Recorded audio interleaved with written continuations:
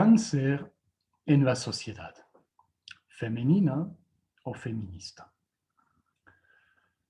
En la sociedad actual, donde reina mucha confusión, es siempre útil recuperar un poco de claridad sobre algunos términos muy escuchados o muy utilizados.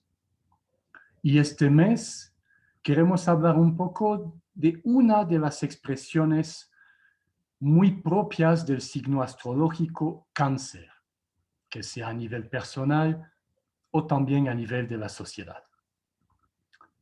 Estamos hablando de la feminidad o del feminismo. Es decir, básicamente de todas esas palabras que se basan sobre la palabra latín femina.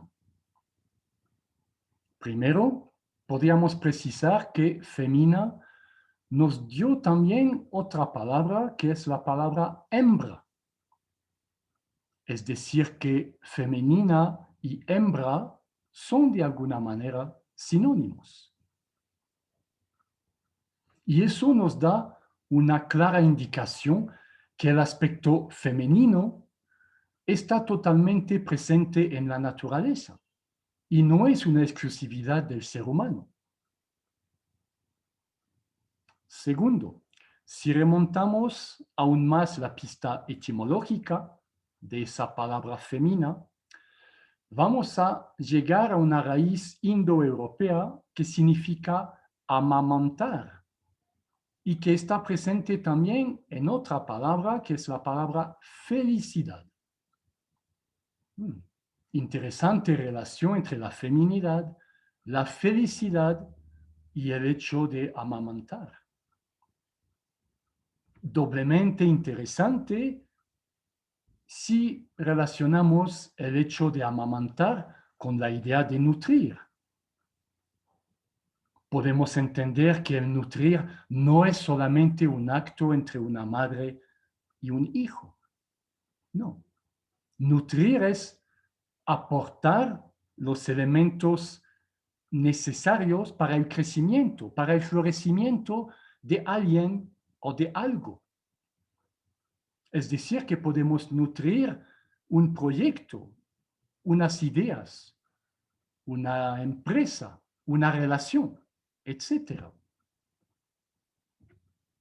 Ahora entendemos que si es cierto que nuestra parte femenina no es exclusiva de un aspecto de maternidad propiamente dicho, es sin embargo fundamental entender que siempre va a expresar una idea de unión, de unificación. Y es ahí donde interviene el segundo punto, lo que llamamos el feminismo.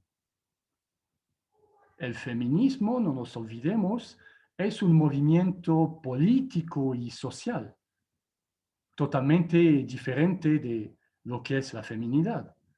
Repito, el feminismo es una teoría política y social que busca la igualdad de derechos del hombre y de la mujer en la sociedad.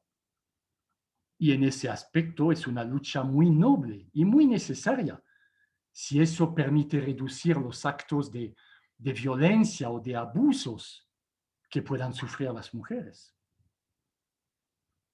Porque todavía estaríamos en esa idea de unificar, de unir a los seres humanos en la sociedad y de ir en contra de todos esos actos que significan justamente rupturas y fracturas. Así que en ese caso, el feminismo respeta y promueve la feminidad.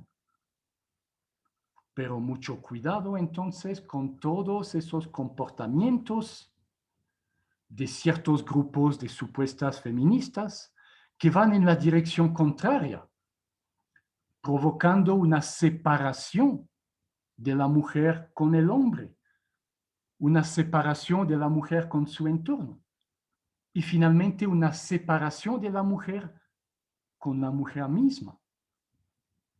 Esos comportamientos no tienen nada que ver con la feminidad o con la naturaleza de ser mujer.